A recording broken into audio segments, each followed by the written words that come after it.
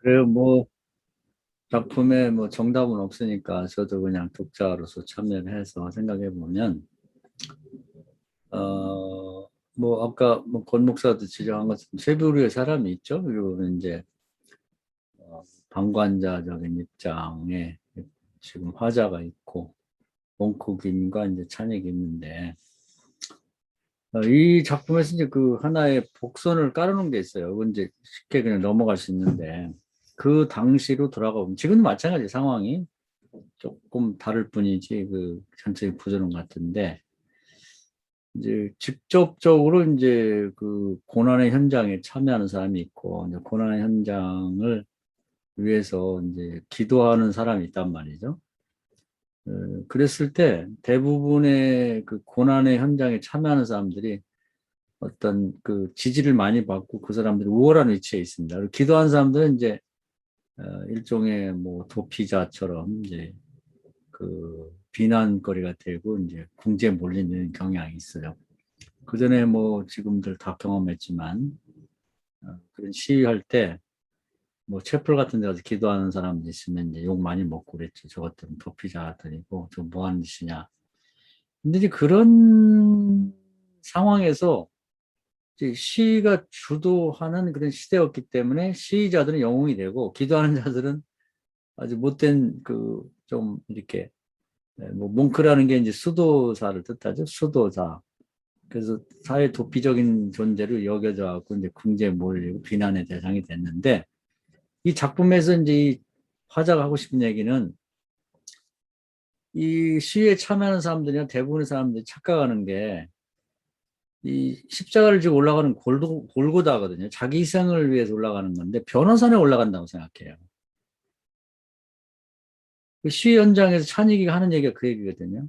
그 부분이 이제 문제가 되는 거예요. 그래서 예수님은 사람을 구하러 밑으로 내려가자고 하는데 왜 변화산에 올라가서 거기서 집 짓고 있자고 하는 거냐. 그래서 사실은 몽크 김이 골고다로 올라가는 거지 변화산에 올라가는 거 아니거든요. 자기를 희생해서 정말 자기 재물로 바치고 하나님이 직접 사람이 할 수 없는 그런 일에 개입하셔서 오셔가지고 어, 사람의 능력을 뛰어넘는 일을 통해서 뭔가 이 상황을 바꾸고 사람을 구원해 주지 않은 그런 자기 희생을 하려고 올라가는 거지. 별회산에서 올라가 가지고 뭐 거기다 집 짓고 거기서 뭐 행복하게 살려고 올라가는 거 아닌데 그 80년대나 이런 때로 돌아가 보면 되게 시위하는 사람들이 기도하는 사람을 그렇게 평가를 했어요. 저들은 변화산에 올라가고 있다. 근데 그것이 비난거리가 됐다고. 근데 골고다로 십자가로 올라가는 것은 정말 자기를 희생해서 하나님의 능력이 이 땅에 임하셔서 자기를 죽임으로써 하나님이 이 땅을 변화시켜 달라고 하는 자기 희생을 전제로 올라가는 거고 시위 현장으로 가는 것은 고통당하는 모든 사람들 대신에 죽음으로써 사람들이 힘을 합쳐서 이 상황을 바꿔보자는 거니까 내용은 같은 거죠. 근데 거기서 오해가 발생한 거예요. 똑같이 지향점이 같음에도 불구하고 시위 현장에 있는 사람들 영웅 취급을 받고 자기를 희생하면서 하나님의 능력을 구하러 갔던 골고다 온당을 가는 사람들은 마치 변화산에 올라가는 걸 오해받고 멸시의 대상이 됐다는 거죠. 근데 더 중요한 것은 이 두 양자가 문제가 아니라 이 도서관 높은 자리, 고산지대가 바로 그거예요. 높은 교만을 뜻하는 거기 앉아가지고 양자를 바라보면서 이 문제가 있고 고통당하는 현장과 무관하게 거기에 참여하는 사람들을 평가하고 있는 자들. 그 대다수의 그런 사람들이 사실은 이 고통당하는 현장에 가장 쓸모가 없는 가장 문제덩어리 암적인 존재라고 보는 거예요. 자조적, 자조 섞인 얘기를 하는 거죠. 그러면서 이제 나는 좀 이게 좀 오점이라고 생각하는데 우리 한국 그 작가들의 약점이 혹시 사람들이 잘못 읽을까 봐 그냥 신학이라면 또 실존 신학이라고 그걸 꼭 거기 집어넣어가지고 물론 뭐 불투만 실존적 신학을 뭐 관심 있어 하긴 하지만 자기 실존적인 문제를 많은 관심을 가진 그래서 뭐 유학 가가지고 뭐 교수가 되어갖고 신학자가 되어서 와가지고 호의호식하고자 하는 그런 생각만 갖고 있으면서 고난의 현장과 무관하게 방관자, 구경자가 되는 자격, 우월한 위치에서 평가하고 있는 자들. 이런 자들이 고난은 항상 언제든지 어느 시대나 상황이나 장소에 있는데 가장 암적인 쓸모없는 자라고 하는 거예요. 그런데도 우월한 위치에서 평가하고 있는 거지.